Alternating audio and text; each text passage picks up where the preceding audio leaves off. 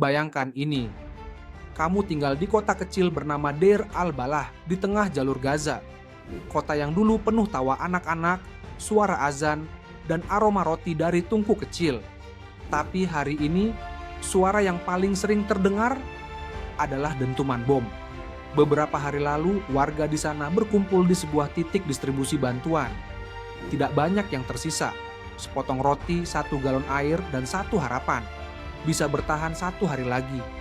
Tapi saat matahari mulai turun di ufuk barat, langit berubah muram. Jet tempur Israel melintas di atas kepala. Dalam hitungan detik, ledakan besar menghantam tanah. Tubuh-tubuh kecil berserakan. Seorang ibu ditemukan tak bernyawa sambil memeluk 2 anaknya. Warga panik, berlarian mencari perlindungan, tapi di Gaza tak ada tempat yang aman. Israel mengklaim serangan ini adalah bagian dari operasi pembersihan militan. Mereka menargetkan markas Hamas. Tapi pertanyaannya, kenapa yang terbakar justru rumah sakit? Kenapa yang hancur adalah sekolah? Kenapa yang mati adalah anak-anak dan ibu hamil? Di rumah sakit Al-Aqsa, pasien dikeluarkan ke jalan karena bangunan mulai retak akibat getaran rudal. Generator listrik hanya bertahan 3 jam per hari.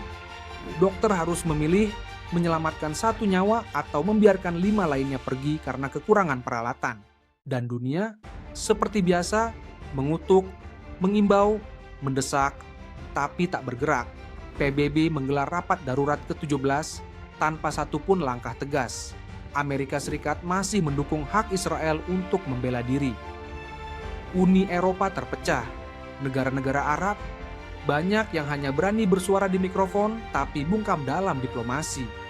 Sementara itu, setiap 10 menit, 1 anak Palestina meninggal.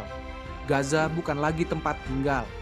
Ia telah berubah menjadi penjara terbuka, tempat nyawa tak lebih berharga dari angka statistik di berita malam. Anak-anak di sana tak lagi menggambar pelangi. Mereka menggambar tank, roket, dan darah. Kini Deir al-Balah jadi simbol terbaru dari luka abadi rakyat Palestina. Tak cukup 1 video untuk menggambarkan derita mereka. Tak cukup 1 kampanye kemanusiaan untuk menghentikan penjajahan ini. Dan tak cukup hanya doa, tanpa tindakan nyata. Jika ini terjadi pada anakmu, jika ini terjadi pada rumahmu, masihkah kamu akan diam dan menyebut ini sekadar konflik?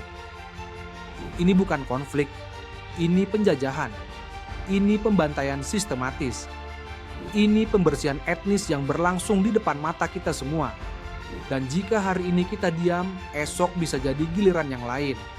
Karena kejahatan yang dibiarkan akan terus tumbuh menjadi kebiasaan. Free Palestine. Untuk setiap nyawa yang direnggut. Untuk setiap anak yang kehilangan masa kecil. Untuk setiap ibu yang mati membawa doa. Untuk setiap ayah yang tewas membawa harapan. Untuk Gaza, untuk Deir al-Balah, untuk Palestina, Free Palestine.